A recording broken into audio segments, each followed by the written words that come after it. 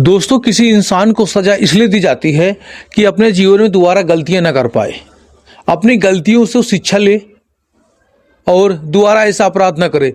लेकिन कुछ लोग ऐसे होते हैं कि जेल जाने के बाद भी गलतियों पे गलतियां करते हैं और जब जेल के बाहर आते हैं बहुत ही पैसा वाले हो जाते हैं। आज आपके सामने दोस्तों एक ऐसी कहानी बताएंगे जो आपके रोए खड़े कर देगी और आपका विश्वास के ऊपर से विश्वास हट जाएगा। जहाँ अमीर घराने की लेडीजें कुछ ऐसा काम करती हैं जिनके बारे में आप सोच नहीं सकते। उन लेडीजों के साथ में कुछ जेंट्स लोग भी मिले होते हैं।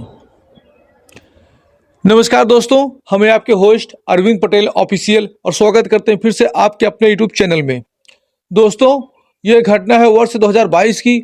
उत्तर प्रदेश का एक जिला होता है मेरठ। अब मेरठ का एक थाना होता है पिपरिया।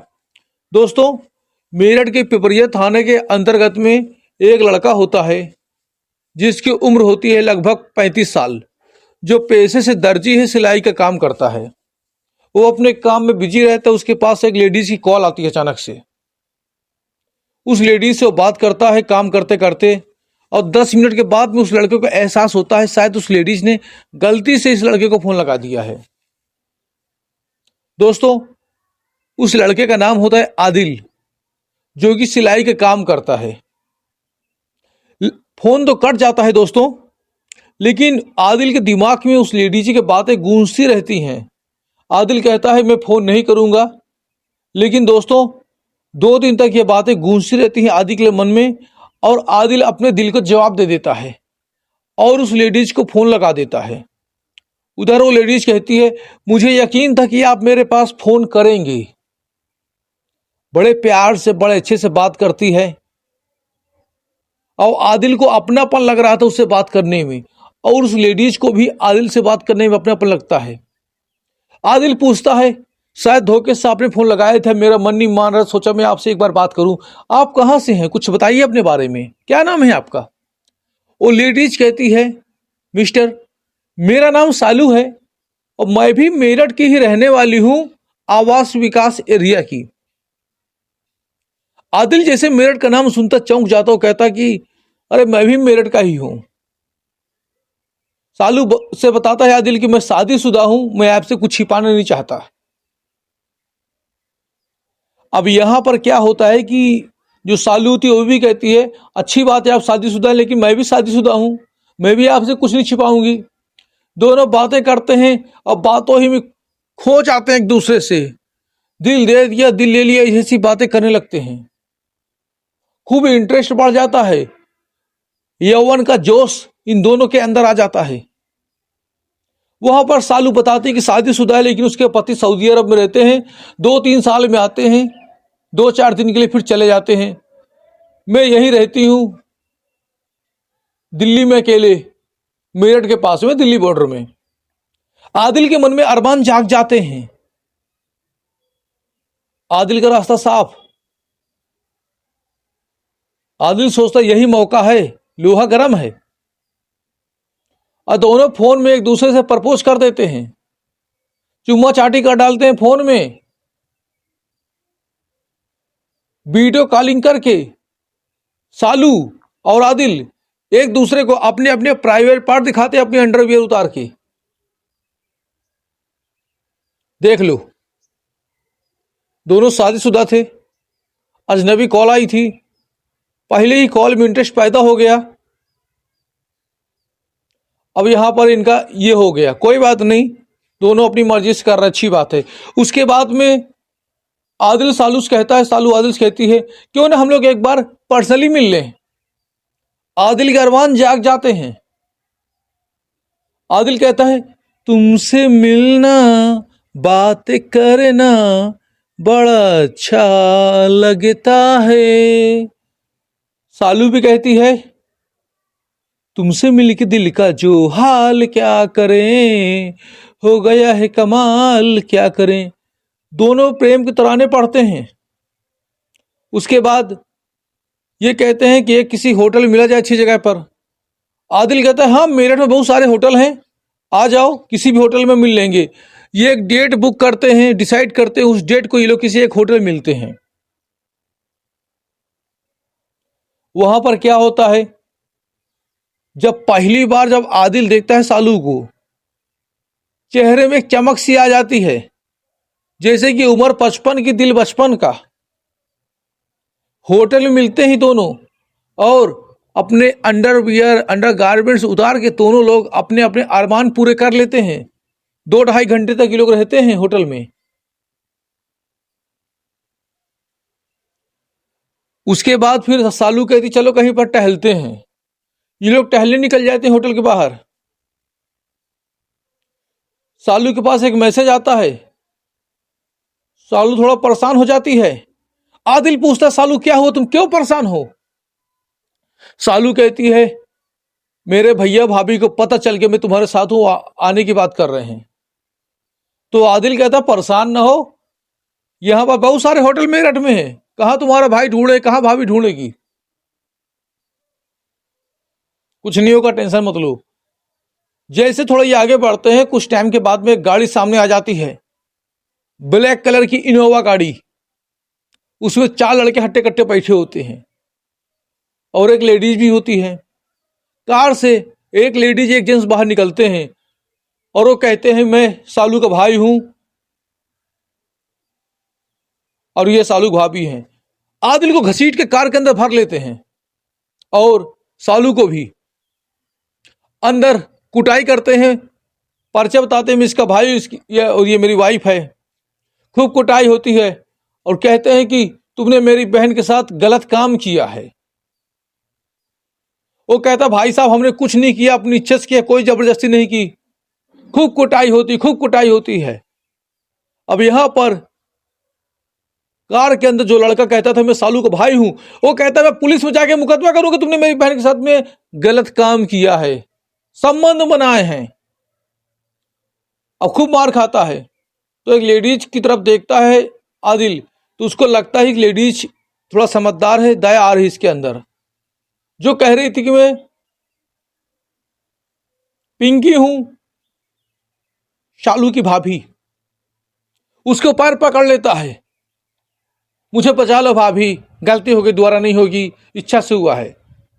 वो कहते ठीक है रुको, अच्छा हम तो तुम्हें ठीक है बचा लेंगे, मुकदमा नहीं करेंगे, बदले में तुम क्या करोगे? वो कहता भाभी आप जो कहोगी। कहे बदले में तुम्हें 50 लाख रुपए देना पड़ेगा। आदिल आदिल कहता है मैं 50 लाख रुपए कहां से दूंगा, मेरी पूरे घर की प्रॉपर्टी बिक जाएगी, 50 लाख रुपए नहीं आ पाएगा। फिर से कुटाई करना शुरू कर देते हैं लोग गाड़ी में। उसके बाद जो सालू का भाई होता है वो कहता है कितना दोगे? वो 1 लाख बोलता है। 10 लाख में बात आ जाती है। वो कहता नहीं मैं 1 ही लाख दूंगा, मेरे पास इतना नहीं है। फिर कुटाई होती है। वो कहते हैं ऐसा है, तुमने मेरी बहन के साथ में गलत संबंध बनाए हैं, हम तो तुमको मुकदमा करेंगे। खूब मारते हैं बल भर के उसको, बात नहीं बनती, उसको गाड़ी से बाहर उतार देते हैं मारते मारते। ये रो रहा है। 4 जेंट्स एक लेडीज थी पहले से, और सालू को लेके चले जाते हैं पुलिस स्टेशन। वहां पर कंप्लेन करते हैं पुलिस से।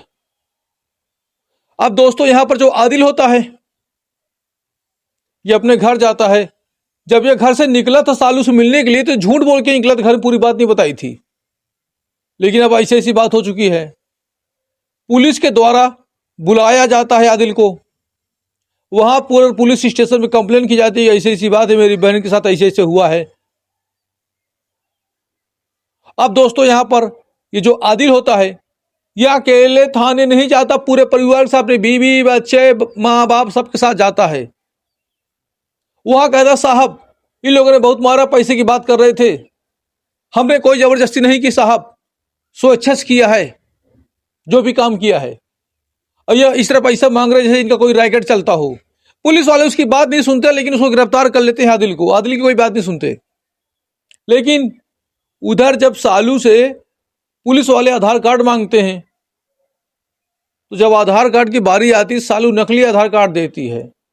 पुलिस वाले चेक करते हैं, पता चलता आधार कार्ड फर्जी है। दबाव डाला जाता है कि असली आधार कार्ड दो। वो कहती साहब यही असली आधार कार्ड है। खूब दबाव पड़ता है। अंत में सालू समझ जाती है अब काम नहीं चलेगा, तब उस अपना असली आधार कार्ड देती है। जब पुलिस सालू का असली आधार कार्ड देखती तो पता चलता है इसका नाम है हिना। पुलिस कहती है क्या माजरा है, हिना खान उसमें नाम लिखा होता है और बल प्रयोग होता है सालू के ऊपर। तो बताती है साहब मेरा ये नाम है। अब पुलिस को शक हो गया, आदिल की बातों पर विश्वास हो गया। और सख्ती की जाती है, कौन सा रैकेट चला, तो क्या काम करते हो तुम लोग, पुलिस वाले पूछते हैं। तब जाके बताते साहब हमारा रैकेट चलता, हम लोग ऐसे ऐसा काम करते हैं, लोगों को फंसा के पैसे लूटते हैं। तुम्हारा लीडर कौन है? वो कहती साहब जो यहां पर मेरा भाई बन के आया था वो लीडर है, उसका नाम फिरोज है। पुलिस कहती फिरोज कौन? वो कहती जो भाई बन के आया साहब वही है फिरोज। अब सालू की तहरीर पर फिरोज को गिरफ्तार किया जाता है, उसको बुलाया जाता है। फिरोज भी कबूल लेता है एक बार में कि साहब मेरे साथ मारपीट न करना, सर्दियों में मेरा पिछवाड़ा लाल हो जाएगा, दर्द होगा। सब कबूल लेते हैं धीमे धीमे। अब फिरोज से जब पूछा जाता है ये सब क्या कैसे किया, फिरोज कहता है साहब मैं 6 महीने पहले दुष्कर्म के केस में जेल से जमानत पर बाहर आया था और मैंने जेल में ही सब योजना बनाई थी। वो कहते हैं कैसे? कहे साहब मैं जब जेल में गया था तो वहां पर पुराने कैदी नए कैदियों पर ज्यादा अत्याचार करते थे, सख्ती करते थे। मैं किसी से बात नहीं करता था, मैं गुमसुम रहता था। उसी समय पर एहसान से मेरी मुलाकात हुई। एहसान ने मुझसे अच्छे से बात की। कैसे आना हुआ? मैंने कहा मेरी प्रेमिका ने मुझे फंसाया है। एहसान कहता मैं समझ सकता हूं तुम्हारी प्रेमिका के ऊपर दबाव पड़ा था फिरोज, और गलत केस में तुमको फंसाया गया। परेशान न, मैं तुम्हें जमानत करा दूंगा। वहां पर फिरोज कहता मैं बाहर आऊंगा तो अपनी प्रेमिका का गर्दन काट दूंगा, हत्या कर दूंगा। एहसान कहता ऐसा काम तुम्हें बिल्कुल नहीं करना है वरना जीवन भर जेल की सलाखों में सड़ोगे तुम।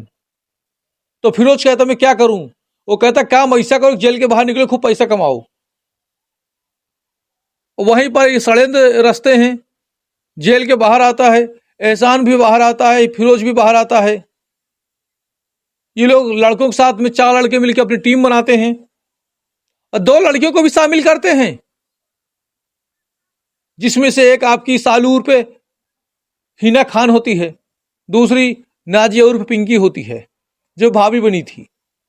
इस तरह का कांड है। ये लोग योजना बना के सोशल मीडिया से लोगों से कांटेक्ट करते हैं, उनको हनी ट्रैप में फंसाते हैं, मिलते हैं और बाद में कपड़े उतार कर गलत काम करते हैं। और उसके बाद में खुद ये फोन कर देते हैं अपनी टीम को, इनकी टीम आ जाती है, भाई बन के परिवार बन के परेशान करते हैं और मुकदमे की धमकी देकर पैसा ऐंठते हैं। इस तरह काम होता है। फिलहाल आदिल को छोड़ दिया गया, फिरोज को दोबारा जेल भेज दिया गया है, हिना खान और नाजिया को दोबारा जेल भेज दिया गया है। दोस्तों कहानी सुनाने का उद्देश्य किसी की भावनाओं को ठेस पहुंचाना नहीं है, आपको अलर्ट करना है कि आप लोग अपने साथी के प्रति वफादार रहें और किसी भी अननोन व्यक्ति से सोशल मीडिया में व्यवहार न बनाएं, संबंध न बनाएं और कपड़े उतार कर गलत काम न करें।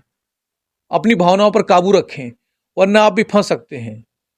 दोस्तों आज आपके सामने एक यूट्यूबर का नाम लेंगे कि आपसे रिक्वेस्ट है आप उनका सपोर्ट करें। उनका नाम है Arya art gallery. Arya art gallery के कमेंट पिन है, कृपया इनको ज्यादा से ज्यादा सपोर्ट करें। हमारे दूसरे यूट्यूब चैनल यूट्यूब गुरु अरविंद को फॉलो करें, जहां पर आपको टेक एजुकेशन मिलेगी।